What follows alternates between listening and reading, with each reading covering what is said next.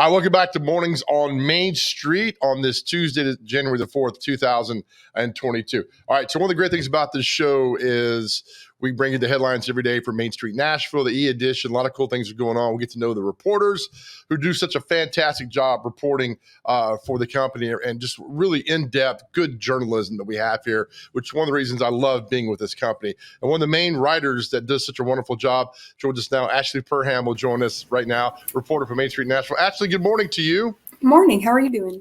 It's always good to see you. I saw you at the opening of the Pancake Pantry a few weeks ago. That was a fun day. Really was. Yeah, although I let our company down by coming in last place in the pancake eating, but there's always next year, right? Hey, yeah, I mean, you left more pancakes for the rest of us to eat. So. I did do that. Ashley, I got to tell you, I love your article on mental health that you wrote that came out a few days ago. Why was it important to share your and I don't want to do the struggle because sometimes that lumps you into a different kind of category, but it is a struggle, isn't it? And why was it important to get that out? Yeah, I think it's definitely a struggle, and I think it's important to realize that sometimes, at least with me, I can think that my mental health struggles are not as big as other people's, and so they're not as important, but it's still important for my quality of living in my life. But I wanted to share that message with other people, and I going to mental health counseling really, really changed a lot about my life this year. And I went because other people told me to go and they urged me to go. So I thought I would pass that along. What did you learn about yourself in this process you didn't know before? I think the big thing right now that I'm working through is you are not your brain. So my brain does not define me. I'm not defined by my thoughts. You can think about something totally random and it doesn't mean it's true or that you have to listen to it. You don't have to engage with every thought that comes in your head. And so we have the article pulled up right now that you wrote, and I just read. I went through there and said, 2021, I tried reaching out for my help with my mental health. It changed my life. To read an article, and Ashley, and I know the main thing about this is to get other people to check themselves as well. Was that one of another reason you wanted to write this? Yeah, I know that I mean, growing up, my dad always hammered home, everyone's going through something, and I think you forget that a lot when you think it's just you. You're just by yourself. You're the only one who feels that way. And so I just wanted people to know that it's, I don't want to say normal, but everyone is going through something in some way. And for other people, it might be mental health. So I hope they reach out for help with that because it's really important. Did you struggle with writing this and being so transparent? Actually, not really. It came pretty easily, which I was kind of surprised about. But I think I've been talking with my friends about it a lot. And it's been a couple months. So it came out pretty easily, which was nice. They've talked about this for years about, people step up and don't be embarrassed to do this. And a lot of people still do not want to talk about their mental health because they do feel shamed and embarrassed. And I think, Ashley, my articles like what you're doing right here, you're kind of turning that narrative to tell everybody, look, it's okay to do that. Have you heard from others since you wrote this article? Yeah, actually, I put it on my personal Facebook post or my first personal Facebook page, and it got a lot of interaction. And I've had some people reach out and ask where I go in Murfreesboro and where they can go in other places. So that's been really cool. What's the first step when you wanted to change your mental health? What was the first step that you took? I think I just told someone because I'm Gen Z. You joke about mental health a lot. And I think I started switching from, hey, I'm joking about this to like, hey, I'm actually serious. It's actually not that great right now. And being that transparent with my friends, really, they were able to share their stories with me and I was able to share my story and it really helped. Where do you think this would have gone had you not reached out for help? I think I have some OCD tendencies, so I think I would have just continued to spiral. And in the past, it has gotten better naturally after a few months, and then it gets worse.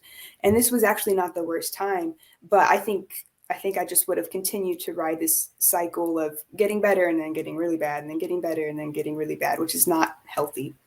Were there other external factors were not helping you out? Like for me, I hate the month of January. I get depressed. I get upset. For some reason, I don't like it. Were there things like, oh my gosh, the sun's going down, or I didn't get invited to this? Were there external factors that were affecting you? Probably mine was more in the summer. I think I was stressed and then my lease was up and I was looking for another place to live and that's very stressful. So I think that certainly did not help at all. Yeah, what's funny is that one time years ago, I was talking to somebody because, working in the news business where it's electronic or print, you see a lot of awful things. And so I was talking to somebody one time about just the awful things I've seen. And they're like, well, that's not your family. It's not your problem. But indirectly, Ashley, and you know this, it bothers you when you go to a house and there's 4 kids left abandoned there, or there's a double homicide down the street. I mean, those things after a while take a toll on a reporter. Not saying that we want to be part of the story, but you see it every day where other people don't see that every day. Yeah, for sure. And I really noticed that I covered 2 murder trials pretty in depth this summer and like 2 murder pleas, and that I could tell that they were affecting me. Not necessarily in this way, because I think I do an okay job of like boxing up work and my life separately, but I have to be careful and sometimes take a step back or just do a hard reset some days. Well, I'm a big fan of you and your writing, and I like this because you peeled a layer off of you of what you go through and what you see.